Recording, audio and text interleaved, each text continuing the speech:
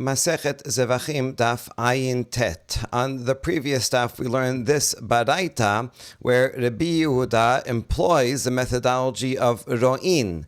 The case is where you have a bucket that's impure and you want to put it into a mikveh, but the bucket has in it some white substance like milk or white wine that is more or less same color as the water itself. And therefore, Tanakama says that it will be an interposition. Let's just go with milk. The milk will be an interposition and will be problematic. The vessel will not become pure. And so you need a majority. So if the bucket is half empty, or a little more than half empty, and then you dunk it in the mikveh, and the water of the mikveh comes in, and it's a majority more over the milk, then it's considered a kosher tevilah, and the bucket is tahor. So you only need a majority. However, Rabbi Yehuda here is more stringent, and he says, we consider the white wine or the milk as if it were red wine. And then we see how that it has to be enough water that the appearance will become pale, which is probably going to be significantly more than a majority in order to whiten the red color of the wine. So it's actually white wine, but we do an as if. If it were red wine, how much would it need? Then, if you have that much, then it would be tahor, otherwise tameh. So Rabbi Yehuda employs the methodology of ro'in. Now we're going to cite a Mishnah in Masechet Mikvaot that seems to contradict Rabbi Yehuda's opinion. The Mishnah presents three different types of liquids that have three different types of laws because of the particular characteristic of the liquid. If you have a bucket that is tameh, and again, you want to put this bucket into a mikveh to become tahor. This bucket is full of spit. Now this is a thick substance and is going to be an interposition. And so if you put this bucket into the mikveh, it's as if you did not immerse it. So this is very problematic because it's so thick and it's definitely an interposition. It's not just going to get watered down by mixing with the water. This is not going to be part of our proof of the question. If the bucket is full of urine, then we consider it as if it's water. In this case, the consideration of as if it's water is for a leniency, because if the bucket is full of water, the water has a special status in that it's called hashaka. If you have tameh water, and once that tameh water touches, hashaka literally kisses the mikveh water, then all of that water becomes tahor. This is used nowadays in mikvaot, where you could have a board, which is a kosher mikveh, and then you have another tub where people actually go and dip into, and that you could fill with tap water, and then you open a pipe and they touch together. A pipe has to be a certain diameter, not so big. And then once the waters are touching, then all the water becomes tahor. And so here the meraglaim, urine, even though it's off color, but nevertheless it's liquidy, it's considered like water. And as soon as the water of the mikveh touches the urine, then all the urine is like water, is like the mikveh water, and it is all tahor. So we see here that we do employ the principle of ro'in, even though here it's in a different way than above. It's not that you have to dilute the color as it was with the red wine, but still it's an application of substituting the liquid with water and treating it the same.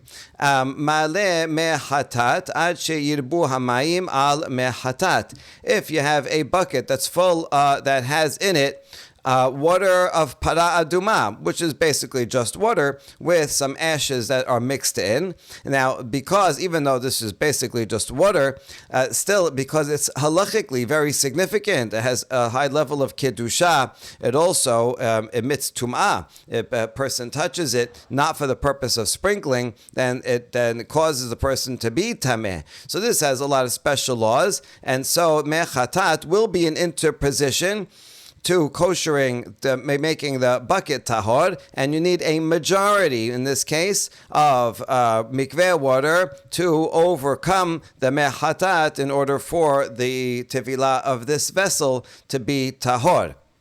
Now, man shema'at le di'it le ro'in Rabbi Yehuda v'katane desagi le beruba. That was the end of the Mishnah. And here's the question. Who says ro'in? Rabbi Yehuda. We just proved that over here. Rabbi Yehuda is the one that has the principle of ro'in. And here we have the principle of ro'in. And although it's a slightly different application, it's still basically the same principle of we consider a liquid that's there as if it were a different liquid.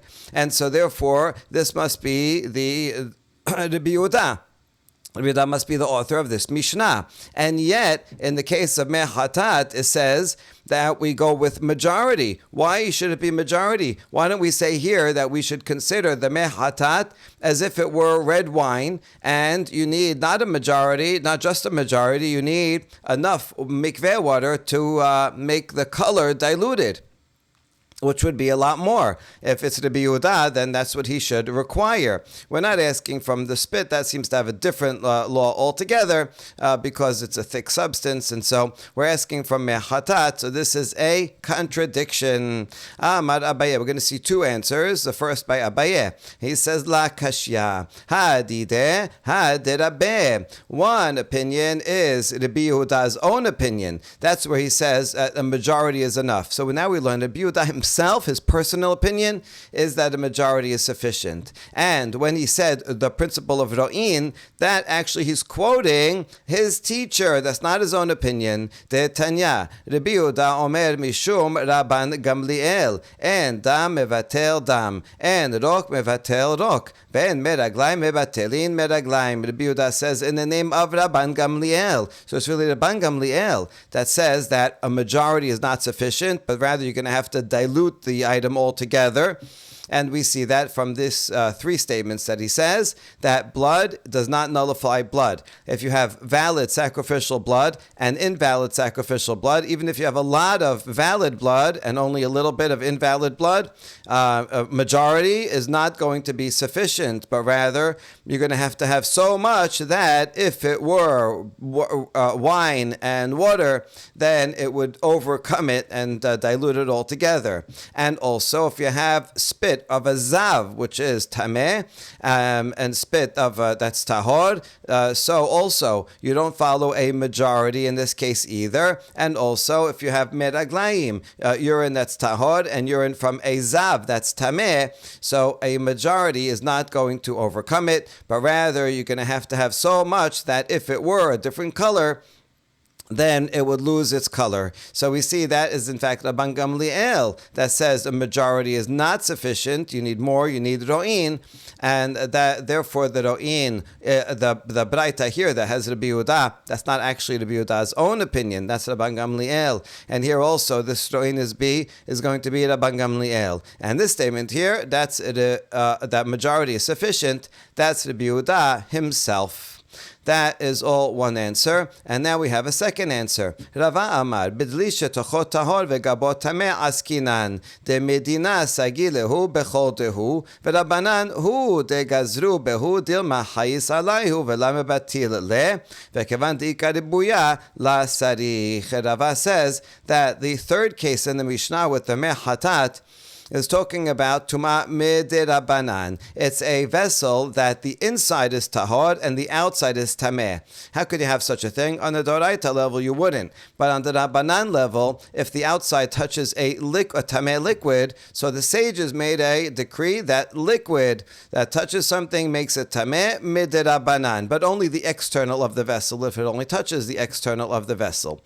So really, all that would be needed is to dip into the mikveh, this bucket, the external part of the bucket, and you just need to put it into the water, submerge it so that even the tiniest bit of water comes over the top and goes into the bucket.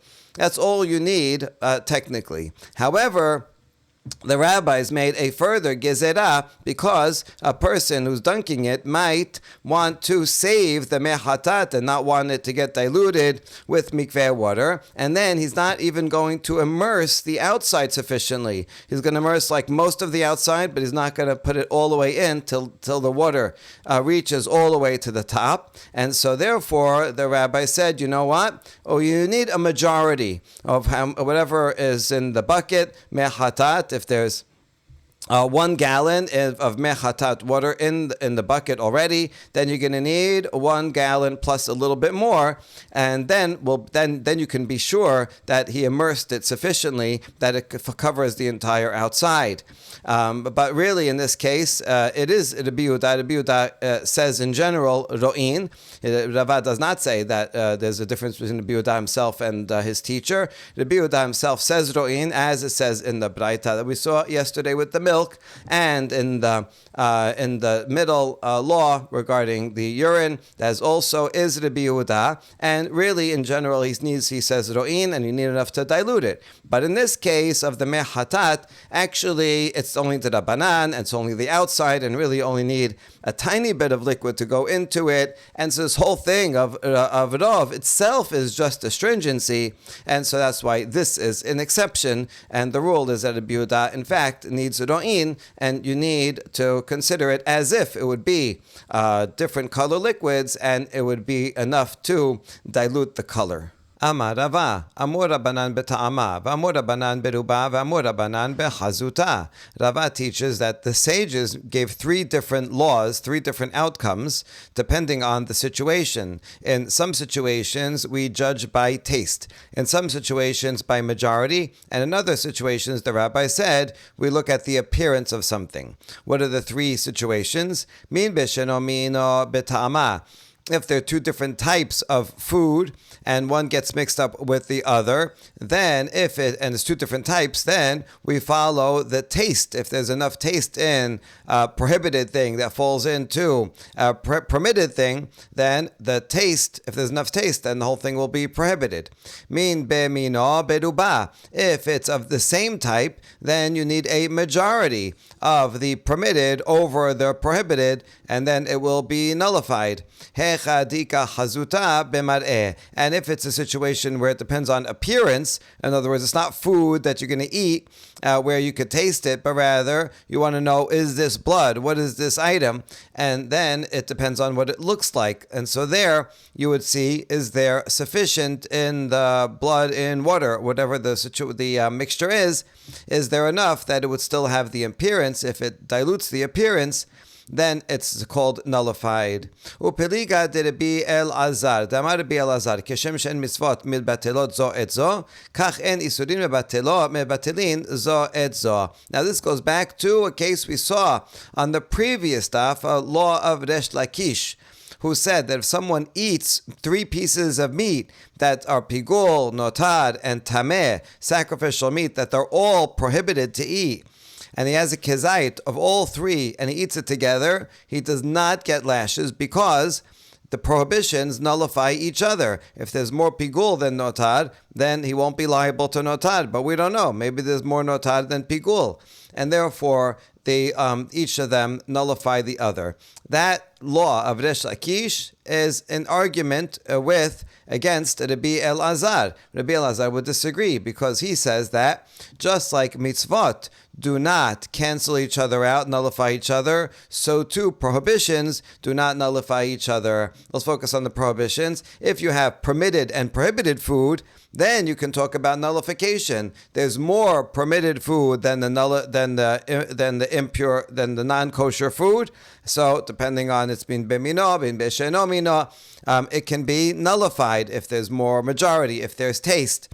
If there's no more taste of the prohibited food, then it's permitted. That's where you say nullification. But if it's 2 different prohibited things, prohibition because of pigul and notad, they don't nullify each other. The whole thing remains. It doesn't matter how much pigul, more notad. It doesn't matter how much. The whole mixture remains prohibited. and punishable. We don't nullify one with one over the other. And he says that's also true for mitzvot. Mitzvot do not nullify each other. We'll see an example right now. Man shemat lede amad en mitzvot vatelot zo et zo Hillel hi detanya. Amru alav al Hillel hazaken. Shekorchan bebat achat veochlan mishum shenemad amasot umerorim yocheluhu. Who says that mitzvot do not cancel each other out? It's Hillel. As we learn in a baraita that Hillel, they say about Hillel hazaken that he would take matzah and maror and korban pesach. There's a mitzvah to eat korban pesach and matzah and maror, so all separate mitzvot.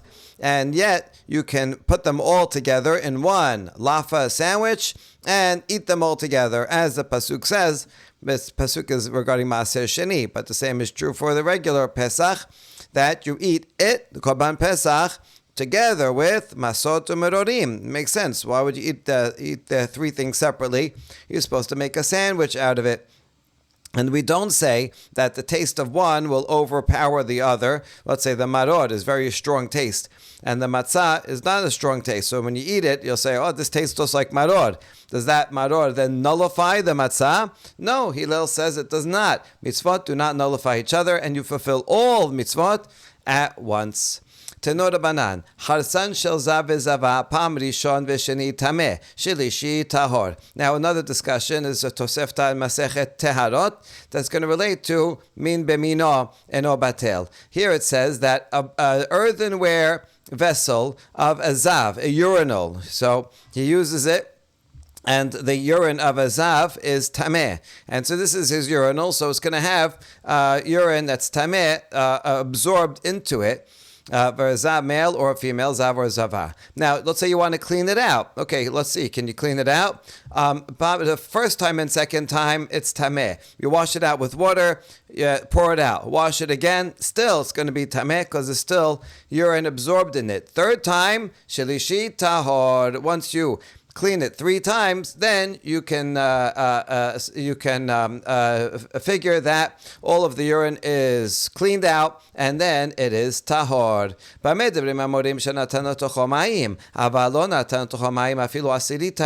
When is that true? If you're washing it out with water, because then the water will wash out the urine. Min beshen or mino. There's a contrast there, and the more water you put, it'll get all the urine out. But if you're going to clean it with tahor urine, you put tahor urine in it, and so it gets diluted and washes some of the tameh out. Even if you do it 10 times, it's still tameh. The idea is that's min bemino. Min bemino, there's no contrast here, so it's not going to be nullified. It's not going to wash it out completely. Rabbi Eliezer ben Yaakov omer, shilishi af al pi shelo natan letocho mayim tahor. Rabbi Eliezer ben Yaakov disagrees, and he says the third time's a charm. It doesn't matter if it's water or not water. Even if it's urine, 3 times tahor urine can wash out the tameh urine, and there will be tahor. Now, man shemat le amar min bemino la batil Rabbi Yehuda. Who would be the author, the Tanakama here, who says min bemino is not batil? That's Rabbi Yehuda. Okay, good. So now we know that according to Rabbi Yehuda, if you have to use water 3 times, that's min besheno mino. That would be okay. But if the same type of tameh item, then it would not be batil. Urminhu, we have a contradiction from another Tosefta in Masechet Teharot. Pishtan shetevatu nida mesito tahor vim hayalach mesito tameh mishum mashke piha. If you have flax that is woven by a nida. So nida, you have she's making this flax thread, and part of the process of making it is to make it moist with saliva. And so she puts her saliva on it, and she's nida. So that's going to be tameh. So now you have the flax. Now, if the saliva all dried out and someone moves the flax, that's okay. It's tahor because it's all dried out. But if it's still wet, then even if you don't touch it directly, even if one just moves the flax, still they become tameh because it's still moist. And moving the moist saliva of a nida makes one tameh. That's the Tanakama. Rabbi Yehuda omer, af harotobo b'mayim tameh mishum mashke piha, v'afilu tuba. Rabbi Yehuda adds that even if he makes it wet. He takes the flax and washes it with water, even a lot of water. He washes it many times. Still, it remains tameh. And the question is why? The Rabbi Yehuda is the one that said over here that, min b'mino is not batil, but if it's min b'she'eno mino, if it's water washing out the urine, then you wash it 3 times and then it's okay. How come he doesn't say the same thing here, that if you have a lot of water and you wash out the saliva, then it should be tahor. Amar Papa shanerok de kariera. Papa says that saliva is different because it absorbs very, very much into the flax, and you can't wash it out. Even with a lot of water, it's not going to get it out. Whereas with a pot, there the water can wash it all out. The urine is not as absorbent, and it will not absorb as much, and you wash it 3 times, that's okay. But spit is a different story, and you just can't get it out. Nitare bedama pesulim yishafech le'ama. For this line, we go back to the Mishnah. Let's look back at the Mishnah to see the full context. And we said here that if you have invalid blood, let's say blood from a pigul sacrifice that got mixed up with blood that is valid, then that whole mixture has to be poured down the drain in the temple courtyard. You cannot use it. If kosher valid blood got mixed up with blood from the animal that comes out after the initial squirting out, so that's dam hanefesh, is what comes out right away after the shechita, that can be used for the putting on the mizbeach. Whereas dam hatamsit, the rest of the blood that comes after it, cannot be used for putting on the mizbeach. It's not as bad as dam pisulim from a pigul sacrifice, but it's still not proper to put that on the mizbeach. And so according to Tanakama, has the same law, yishafech la'ama. Okay, so we have 2 different scenarios. Now, Rabbi Eliezer says it's kosher. When he says it's kosher, he certainly is going on the second case regarding dam hatamsit mixed with dam hanefesh. But how about the first case? Is he arguing on that also and thinks that if there's a mixture, then it's okay? That's what the Gemara will ask. And then it says, v'im lo nimlach v'natan kashe b'di'avad, it's okay even according to Tanakama. So now let's look back at the Gemara. Says, what is at the essence of the machloket between Tanakama and Rabbi Eliezer? We're going to see 2 opinions. Amar Rav Zavid, begozrin gezerah b'mikdash kami palge, demor sabar gozrin, demor sabar lo gozrin. The question is whether we make a gezerah in the Bet HaMikdash. In other words, everyone agrees that from the letter of the law, if there is more valid blood than invalid blood, then it would be okay, because it's batel. But the question is, should we make a gezerah? Because if we say it's allowed, if you have a majority of valid blood, and then you say it's allowed, we should make a gezerah, because then the next time, they're not going to realize that in the previous time it was only because it was the majority, and then they're not going to look carefully if this time is also the majority, and they may come to sprinkle the blood even if it's a majority of invalid. So should we make a gezerah or not? The Tanakama says, yes, we make a gezerah. And Rabbi Eliezer says, we do not make a gezerah. According to Rav Zavid, the machloket is actually on both cases, because they both would be the same. Either way, dam pisulim or dam tamsit, if it's a majority, then you would not be allowed to sprinkle it. Even Rabbi Eliezer would agree that you can't sprinkle if that's a majority. But the question is, if it's a minority, dam pasul or dam tamsit, Tanakama says, let's make a gezerah, because in a case where the invalid is minority, but you may come then to sprinkle it even if it's the majority. And Rabbi Eliezer says, no, I'm not going to make a gezerah. Since it's only the Rabbanan, that's why. If you didn't ask b'di'avad, then it's kosher, because from the letter of law it's kosher. So that's the interpretation number 1. Rav Papa gozrin. Rav Papa says everybody agrees that you would make a gezerah. However, v'hacha bedam hatamsit masui l'rabot al dam hanefesh kami palge. Mor sabah shechiach or mor sabah la shechiach. So everyone agrees that you would make a gezerah in the first case of the blood that's totally pasul, because there's as much blood. Let's say there's 2 animals, one's pigul, one's not pigul, and so the pigul animal may have just as much, or likely, 50% likely, that's even more blood, and so it's likely to be more than the kosher blood. So there, everyone agrees that we should make a gezerah. Rabbi Eliezer also. So according to this interpretation, Rabbi Eliezer agrees in the first case. He only disagrees in the second case. Now, why does he disagree in the second case? If he thinks in general it makes sense to say gezerah, because what they're arguing is about is how likely is it that dam tamsit is more than dam hanefesh? If you go do shechita on an animal, a lot of the blood comes out right after shechita. Then other blood drips out over time. But is it likely that it's a lot or not so much? So Tanakama says, yeah, it is likely that dam tamsit is more than dam hanefesh, and therefore you should make a gezerah. Whereas Rabbi Eliezer says, no, it's not so likely. It doesn't happen often that the dam tamsit is more. Usually dam hanefesh is more, and therefore there's no need to make a gezerah because it's a rare case. You're not going to make a gezerah on a rare case. Now we end off. According to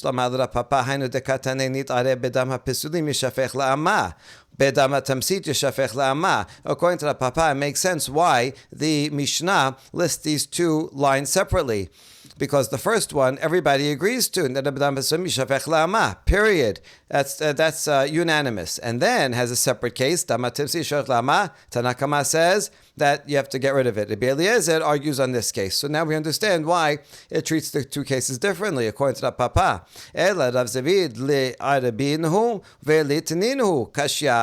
to Rav Zevid, since the machloket is on both cases, so put them all together. Say, nitarev, bedam pisulim, or bedam tamsit, yishafech la'ama. You could put both cases all together, since Tanakama and Rabbi Eliezer disagree on both cases, and we leave that as a challenge against Rav Zevid. Baruch Adonai le'olam, amen ve'amen.